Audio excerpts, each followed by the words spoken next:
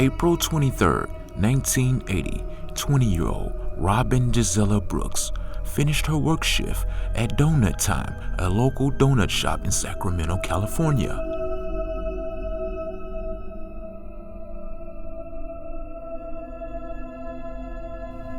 She joked with her coworkers that it wasn't fair. She has to go home and make up her bed, then go straight to sleep, a coworker Joan Olson told the Bee in 1980.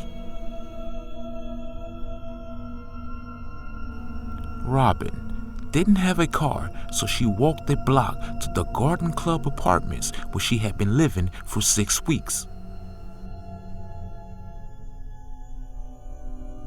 The following day, Robin Brooks failed to show up for work.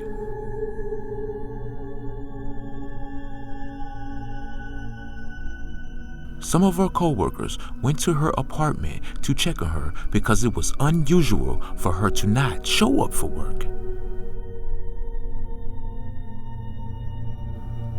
While at her apartment, the body of Robin Gisela Brooks was discovered.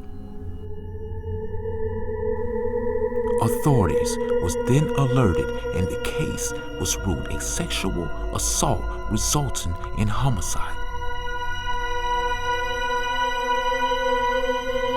Blood was all over her waterbed as investigators determined she was stabbed to death while in bed. Reported by the Bee in 1980, Brooks was found face down in a puddle of bloody water on her waterbed. The bed's mattress was also punctured with a knife during the murder. She was stabbed 5 times, including a stab wound that pierced her heart. The killer left semen in her body as well as fingerprints on the windowsill of her apartment.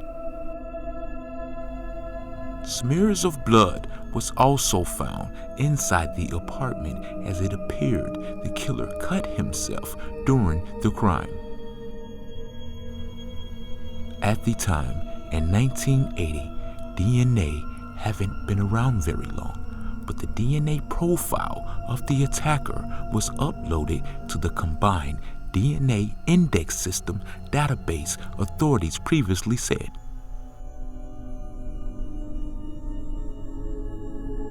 For approximately 40 years, the case has remained cold as the leads just stopped coming in to track down the killer of Robin Brooks.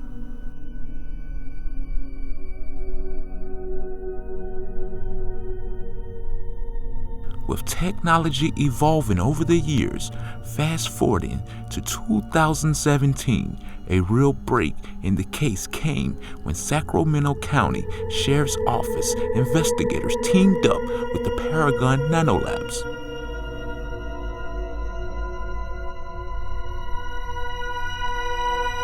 This Virginia-based lab provides forensic genealogy services using DNA phenotyping to predict an unknown person's ancestry and physical appearance.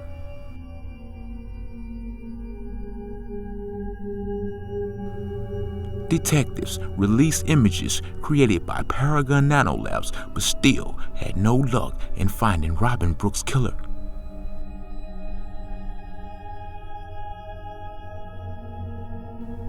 In 2018, genetic genealogy burst on the scene when it was used to identify Joseph James D'Angelo as the Golden State Killer, who was responsible for a string of rapes in the 1970s.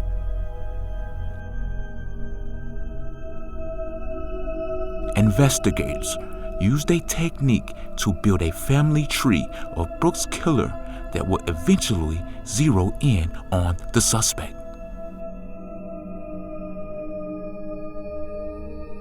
With new technology and a very special technique, investigators then found a possible suspect.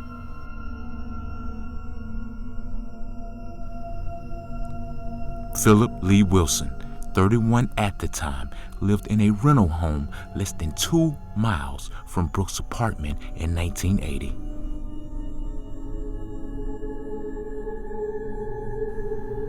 Remarkably, DNA from Wilson also matched the blood from the fingerprints left inside the apartment.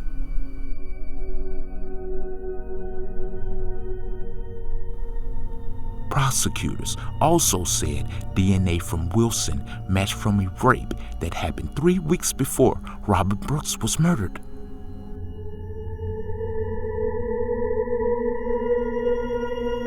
Deputy District Attorney Timothy Carr said Wilson was and still is a charismatic man. He is eloquent and he has friends.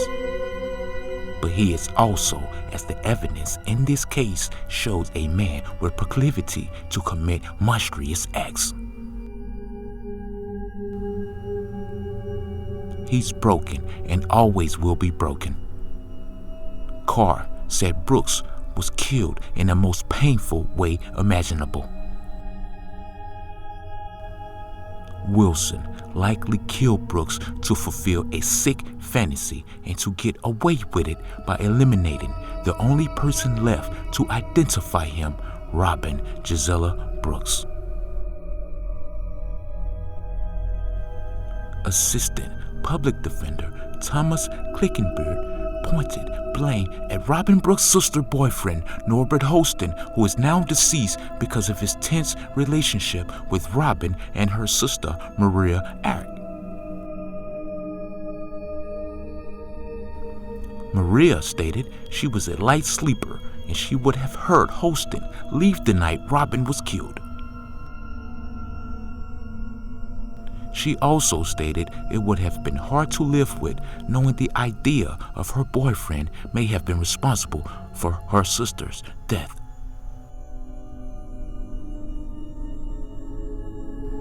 The defense attorney said Eric's testimony was understandable considering she said Holston was with her the entire night.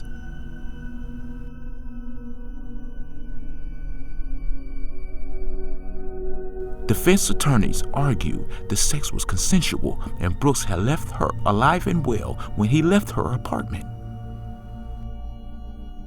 One key problem to the argument was the defense contradicted Wilson's initial statement saying he never met Brooks and denied even being inside her apartment.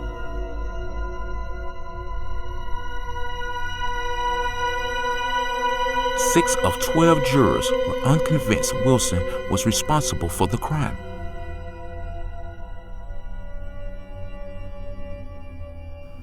Just one day after a deadlock, jurors came back to the judge with a guilty verdict.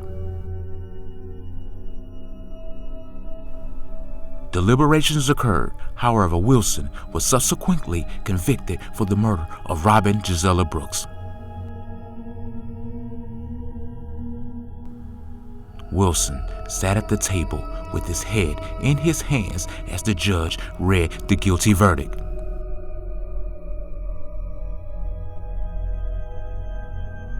Robin Brooks' sister, Maria Eric, broke down in tears while being embraced outside of the courtroom.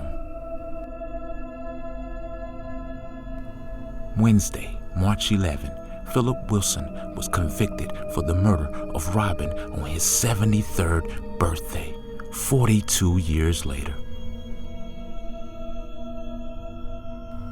A friend of Philip Wilson said he would have never imagined in a million years his friend would commit such an act. After years of being a model citizen, April 22nd, Wilson will be sentenced.